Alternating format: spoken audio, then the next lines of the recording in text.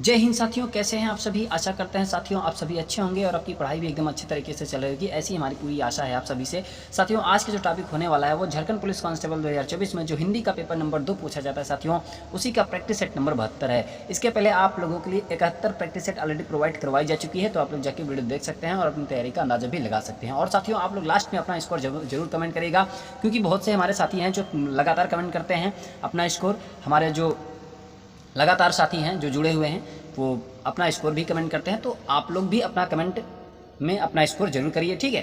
तो चलिए स्टार्ट करते हैं साथियों वीडियो को। अध्यक्ष महानगर पालिका को लिखे गए पत्र को किस प्रकार का पत्र कहेंगे? व्यक्तिगत पत्र कहेंगे, अनौपचारिक पत्र कहेंगे, औपचारिक पत्र कहेंगे या फिर व्यावसायिक पत्र कहेंगे? तो किस प्रकार का पत्र कहेंगे साथियों? तो आपका जो सही जवाब होगा वो होगा औपचारिक पत्र कहेंगे, ठीक है। अध्यक्ष नगर पालिका को लिखे गए पत्र को औपचारिक पत्र कहते हैं। परिवार एवं सामाजिक व्यवहार के विभिन्न क्षेत्रों में भिन्न भिन्न उद्देश्यों के कारण पत्र लेखन विविध स्वरूप धारण करता है। पत्र लेखन के अनेक प्रकार प्रचलित हैं साथियों, निजी, सामाजिक, व्यावसायिक, औपचारिक, अनौपचारिक इत्यादि। किंतु परिनिष्ठित वर्गीकरण में पत्र लेखन की 3 कोटियों को स्थान प्राप्त है, एक सामाजिक पत्र और एक व्यापारिक पत्र, एक सरकारी पत्र, ठीक है, याद रखिएगा। अगला प्रश्न है, कक्षा 10 के छात्र ने अपना अनुपस्थिति दंड माफ करने के लिए प्रधानाध्यापक को पत्र लिखा। उसका यह पत्र किस वर्ग में आएगा? निमंत्रण पत्र में आएगा, आवेदन पत्र में आएगा, व्यावसायिक पत्र में आएगा या फिर व्यापारिक पत्र में आएगा? तो किस पत्र में आएगा? तो साथियों आपका जो सही जवाब होगा वो क्या होगा? आवेदन पत्र में आएगा, ठीक है। कक्षा 10 के छात्र द्वारा अनुपस्थिति दंड माफ करने के लिए प्रधानाध्यापक को लिखा गया पत्र आवेदन पत्र की श्रेणी में आएगा। आवेदन का अर्थ निवेदन अथवा प्रार्थना भी होता है, इसे प्रार्थना पत्र भी कह सकते हैं, ठीक है। अगला प्रश्न है, तोता डाल पर बैठा है, इस वाक्य में कौन सा कारक है? करण है, संबंध है, अधिकरण है या फिर अपादान कारक है? तो कौन सा कारक है साथियों? तो आपका जो सही जवाब होगा वो है अधिकरण कारक है। अब साथियों कारक की जो संख्या होती है वो 8 होती है, ठीक है। कौन कौन सी होती है वो हम जानते हैं। संज्ञा के जिस रूप से क्रिया के आधार का बोध होता है उसे अधिकरण कारक कहते हैं, अतः प्रस्तुत वाक्य में अधिकरण कारक का प्रयोग हुआ है, ठीक है। चलिए कारक के बारे में बात करते हैं साथियों। संज्ञा या सर्वनाम के जिस रूप से उसका सीधा संबंध क्रिया के साथ ज्ञात हो वह कारक कहलाता है और इसकी संख्या जो होती है वो 8 होती है। देखिए, कर्ता ने कर्म को, ठीक है, इसी विभक्ति या परसर्ग से हम पहचानते हैं कि कौन सा कारक है। करण से द्वारा संप्रदान को के लिए हेतु निर्मित वास्ते, अपादान से अलगाव के रूप में यूज होता है। संबंध का के की रा रे री ना ने नी, अधिकरण में पर के ऊपर के भीतर, तो पर था ना, तो पर से पहचान लिया अधिकरण कारक है। संबोधन हे, अरे, हो आदि, ठीक है साथियों। जो क्रिया संज्ञा या विशेषण से बनती है उसे क्या कहते हैं? मूल धातु कहते हैं, नाम धातु कहते हैं, संयुक्त क्रिया कहते हैं या फिर द्विकर्मक धातु कहते हैं? तो बताइए क्या कहते हैं? सही जवाब आपका जो होगा वो है नाम धातु कहते हैं। जो क्रिया संज्ञा या विशेषण से बनती है उसे हम नाम धातु कहते हैं। बाकी मूल धातु होती है, जैसे घर, ये मूल धातु है, ठीक है। संयुक्त क्रिया, 2 क्रियाएं और के साथ जुड़ी हों, 2 वाक्य जुड़े हों और के साथ, तो संयुक्त क्रिया हो जाएगी, ठीक है साथियों।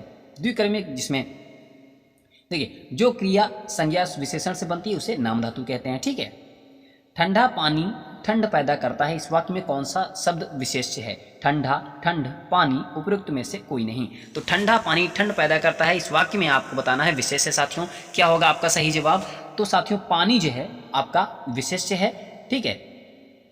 पानी आपका विशेष्य होगा। ठंडा पानी ठंड पैदा करता है, ठंडा करना क्या है? विशेषता है, विशेषता बता रहा है। प्रस्तुत वाक्य में पानी शब्द विशेष्य है क्योंकि ठंडा शब्द पानी की विशेषता बता रहा है। धावक तेज गति से दौड़ते हैं, वाक्य में तेज गति क्रिया विशेषण का कौन सा भेद है? रीतिवाचक है, परिमाणवाचक है, स्थानवाचक है या फिर कालवाचक है? तो क्रिया विशेषण का कौन सा भेद है? तो साथियों आपका जो सही जवाब होगा वो है रीतिवाचक क्रिया विशेषण है, ठीक है। धावक तेज गति से दौड़ते हैं, इस वाक्य में तेज गति जो है वो रीतिवाचक क्रिया विशेषण है। जिन क्रिया विशेषणों से क्रिया के घटित होने की विधि या रीति संबंधित विशेषता का पता चलता है वे रीतिवाचक क्रिया विशेषण होते हैं, ठीक है। उस विकल्प का चयन करें जो दिए गए वाक्य में सर्वनाम के भेद का सही विकल्प है। घनश्याम ने अपने आप कार्यक्रम की पूरी तैयारी कर ली। अब अगर अपने आप दिखा आपको, तो साथियों क्या हो सकता है आपका सही जवाब? संबंधवाचक, उत्तम पुरुष, मध्यम पुरुष या फिर निजवाचक? तो आपका जो सही जवाब होगा वो है निजवाचक। आप स्वयं खुद कहीं मिले तो हमेशा निजवाचक सर्वनाम हो जाएगा, ठीक है। प्रश्नगत वाक्य में प्रयुक्त आप शब्द निजवाचक सर्वनाम है। निजवाचक सर्वनाम आप कर्ता का बोधक है किंतु स्वयं कर्ता का कार्य नहीं करता है।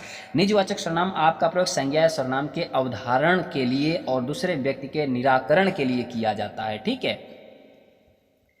मैं चलती थी में मैं का बहुवचन क्या होगा? हम होगा, तुम होगा, वे होगा, सब होगा। तो क्या होगा साथियों? आपका सही जवाब हम होगा। ठीक है। प्रश्नगत वाक्य में प्रयुक्त मैं शब्द एक वचन यानी उत्तम पुरुष है, जिसका बहुवचन हम उत्तम पुरुष होगा। तुम एक वचन मध्यम पुरुष का है और वे जो है बहुवचन अन्य पुरुष का है, सर्वनाम है। ठीक है साथियों। दिए गए विकल्पों में से पंडित शब्द का स्त्रीलिंग कौन सा है? पंडित पत्नी, पंडिती, पंडिताइन या फिर पंडिती। क्या होगा साथियों? तो जो सही जवाब आपका होगा वो होगा पंडिताइन। ठीक है। सुश्री हिमा दास दौड़ में प्रथम स्थान पर आई है। वाक्य में भाववाचक संज्ञा है। दौड़ है, सुश्री, प्रथम, हिमा दास। तो साथियों आपका जो सही जवाब होगा वो है दौड़। ठीक है। दौड़ जो है भाववाचक संज्ञा है। उपरोक्त वाक्य में दौड़ शब्द भाववाचक संज्ञा है जो दौड़ना क्रिया से निर्मित है।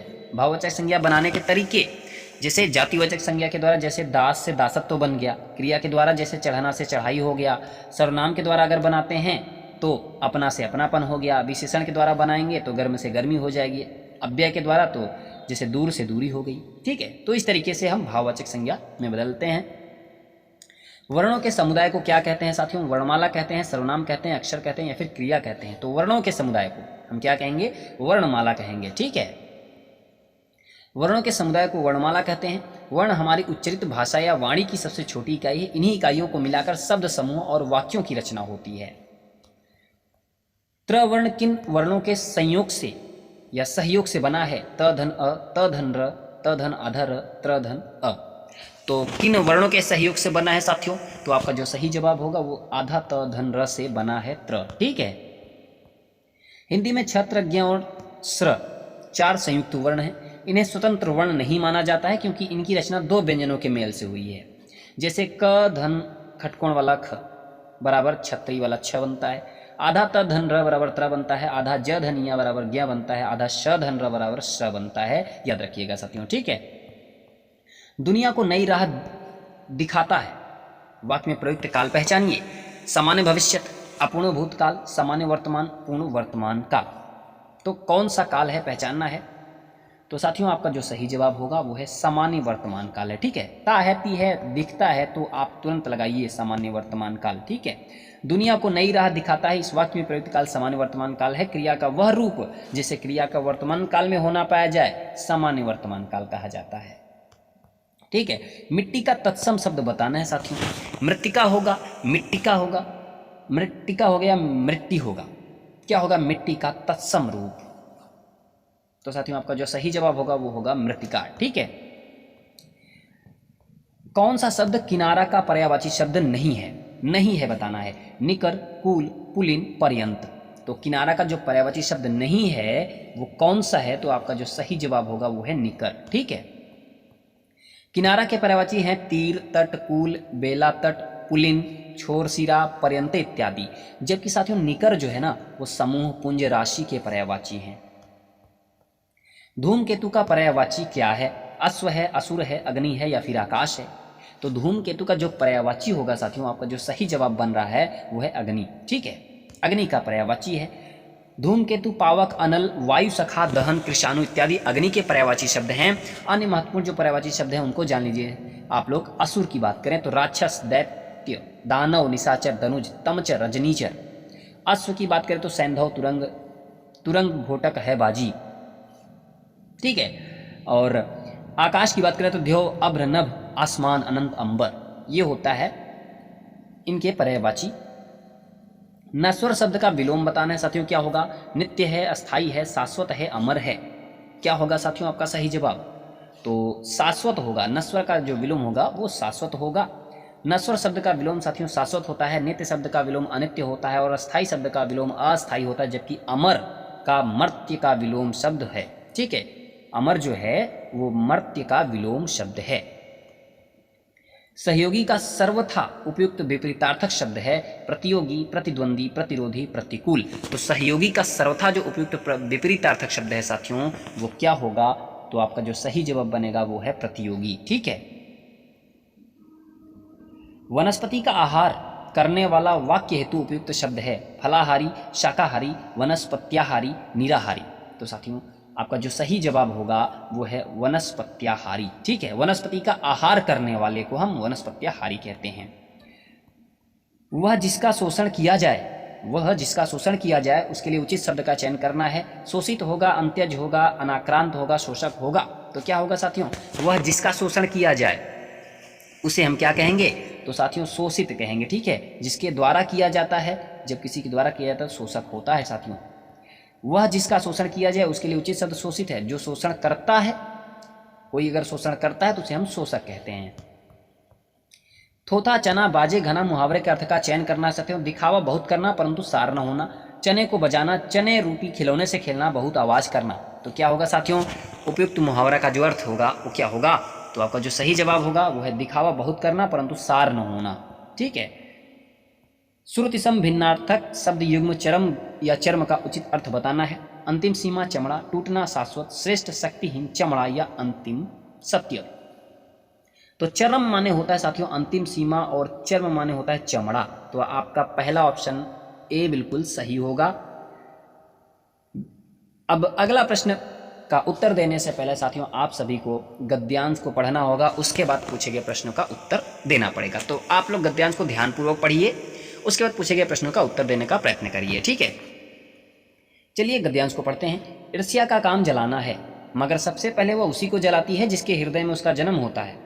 आप भी ऐसे बहुत से लोगों को जानते होंगे जो ईर्ष्या और द्वेष की साकार मूर्ति हैं, जो बराबर इस फिक्र में लगे रहते हैं कि कहाँ सुनने वाले मिले कि अपने दिल का गुबार निकालने का मौका मिले। श्रोता मिलते ही उनका ग्रामोफोन बजने लगता है और वे बड़े ही होशियारी के साथ एक एक कांड इस ढंग से सुनाते हैं मानो विश्व कल्याण को छोड़कर उनका और कोई ध्येय नहीं हो। मगर जरा उनके अपने इतिहास को भी देखिए और समझने की कोशिश कीजिए कि जब से उन्होंने इस सुकर्म का आरंभ किया है तब से वे अपने क्षेत्र में आगे बढ़े हैं या पीछे हटे हैं। यह भी कि अगर वे निंदा करने में समय और शक्ति का अपव्यय नहीं करते तो आज उनका स्थान कहाँ होता। ठीक है। तो साथियों ये छोटा सा गद्यांश था जिसे आपको पढ़ना है ध्यानपूर्वक, उसके बाद पूछे गए प्रश्नों का उत्तर देना होगा। तो चलिए अब हम प्रश्न की ओर बढ़ते हैं। साथियों आप सभी अगर गद्यांश एक बार में समझ नहीं आता तो आप दोबारा गद्यांश को देखिए, वीडियो को थोड़ा सा पीछे करके देखिए, लेकिन देखिए जरूर। गद्यांश को पढ़ के उत्तर देंगे तो आपका प्रैक्टिस होगा और आप एग्जाम में भी इसी तरीके से फिर पढ़ के क्वेश्चन का जवाब दे पाएंगे। तो साथियों ईर्ष्या का काम है क्या है? रुलाना, हंसाना, जलाना या फिर नचाना।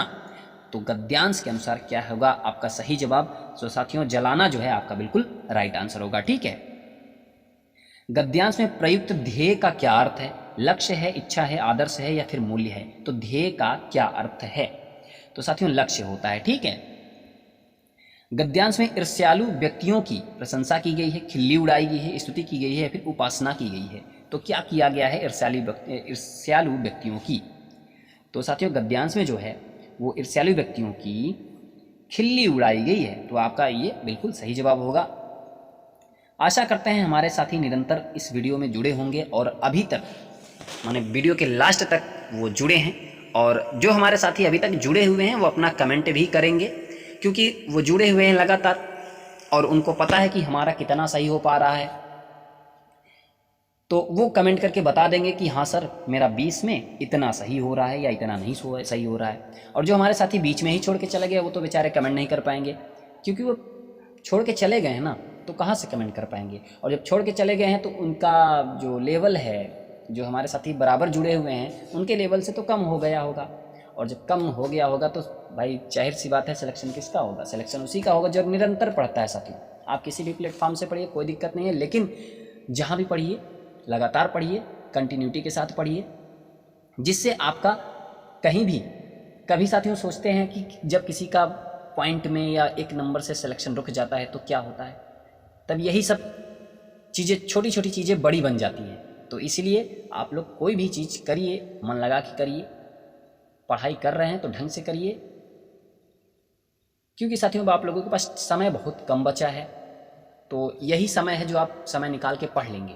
उसके बाद पेपर का जब टाइम टेबल निकल आएगा तो आप एकदम प्रेशर में हो जाएंगे, तो उस समय आप छोटी छोटी चीज़ों का ध्यान न देके आप बड़ी की ओर भागेंगे कि ये पढ़ लें, वो पढ़ लें, वो पढ़ लें, तो उससे आपका क्या हो जाएगा, छूट जाता है। कभी कभी छोटी चीज़ें आपसे मिस्टेक हो जाती है और कन्फ्यूजन में एग्ज़ाम में गलत हो जाता है।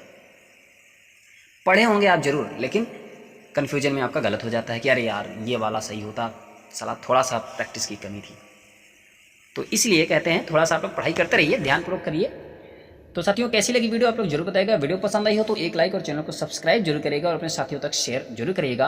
पीडीएफ जो है आप सभी को टेलीग्राम चैनल पे मिल जाएगा, लिंक मैं डिस्क्रिप्शन में डाल दूंगा, वहाँ से आप लोग पीडीएफ को डाउनलोड कर लीजिएगा और अपनी पढ़ाई को और भी बेहतरीन बनाइए, पढ़ते रहिए।